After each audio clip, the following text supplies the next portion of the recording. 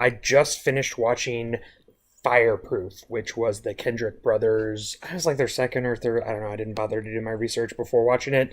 I just watched Fireproof. So I have to say, I think I had braced myself for something worse on every level. Like it was fine. Most of the acting was not good, but like the principal actors did a decent job. You know, Kirk Cameron, who can hate Mikey Seaver, right? So anyway, if you don't know about this movie, it's basically a Christian movie about how to save your marriage, and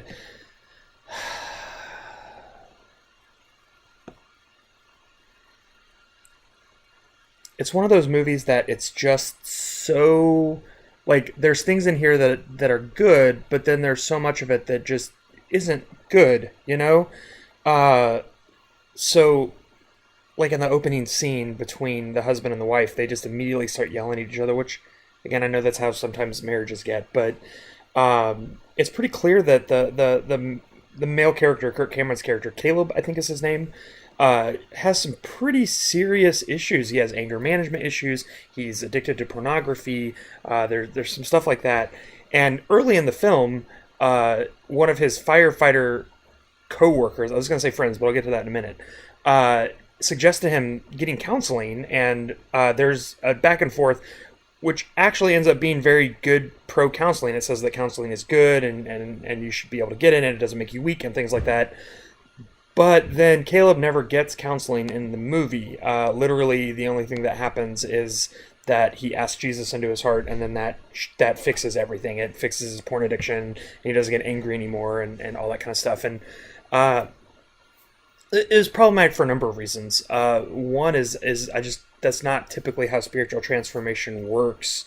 There are times I guess that we can end up putting a habit away or having some kind of dramatic change like that, but most of the time it's much more serious and slow than that, and the kinds of changes that need to happen in our lives happen a lot more gradually and through constant prayer and attention to those things. And so I do like that. So again, if you haven't seen the movie, Caleb gets this book from his dad called The Love Dare, and it's basically 40 days worth of things to do for your spouse that teach you how to love them again. And I do like the idea that even if you're not feeling something, if you just sort of behave into it, those feelings end up coming. Like that's actually good advice for anyone in any relationship. That you shouldn't navigate primarily by feelings. The problem is, though, again, the movie just kind of papers over some of the messier bits, which is surprising to say because it gets pretty messy at some points. The other thing that I think was really frustrating for me about this movie was the complete lack of care and attention to any kind of community. Like, both of the main characters have some pretty serious, intimate conversations with people who are their subordinates, and then like at work they're coworkers, but they're their subordinates, and then when the conversations get too personal, both of them react and say, hey, this is an inappropriate conversation, which is true, but it started inappropriate, and so there's like a really gross kind of power dynamic that goes unexamined there, that again the film just seems completely uninterested in interrogating. It doesn't seem interested in interrogating Caleb's misogyny. It doesn't seem interested in interrogating any of these things. It literally is basically just, if you like say a prayer, all of this stuff goes away and gets fixed, and that's not the case here. So yeah, I mean overall, I don't think anyone's surprised this is not a good movie. It has a lot of pretty poor theology in it. The writing is really bad. Like, they use the same phrases over and over again. Like, the word respect comes up like 100 times. I assume that's a reference to the book Love and Respect, but they don't actually explicitly say that. I don't know if that was like a copyright thing or what. But yeah, if you did a drinking game where you had your shot of grape juice every time they said respect, you definitely have to pause the movie like 6 times to take bathroom breaks.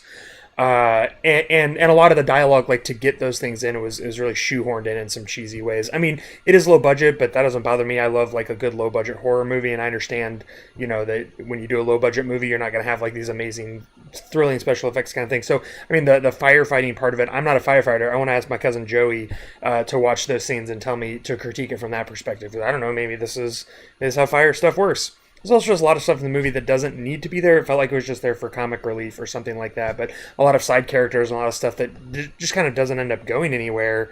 And again, like if it was meant to critique some things like toxic masculinity or something like that, that would have been great. The movie never went there. So yeah, I definitely don't recommend Fireproof. I'm glad that I watched it though, because it means you contributed to my birthday fundraiser, so thank you. Next, I'm watching Saving Christmas and A Godwink Christmas. I don't know what to expect about these, so I'm kind of expecting them to be pretty bad. So again, thanks for donating. It's not too late to head over to the Facebook page and contribute if you want to help me reach the $800 mark. We're only a little over $100 away from that one, and that'll be Nicolas Cage's Left Behind and then another special double feature. So thanks again, everyone, and happy birthday to me. Happy birthday to you. I hope you enjoyed me watching these terrible movies and telling you why I am sad that I watched them. But I'm not sad that I watched them because it means that I'm raising money for a church that I love. So thanks again. Thanks for making my birthday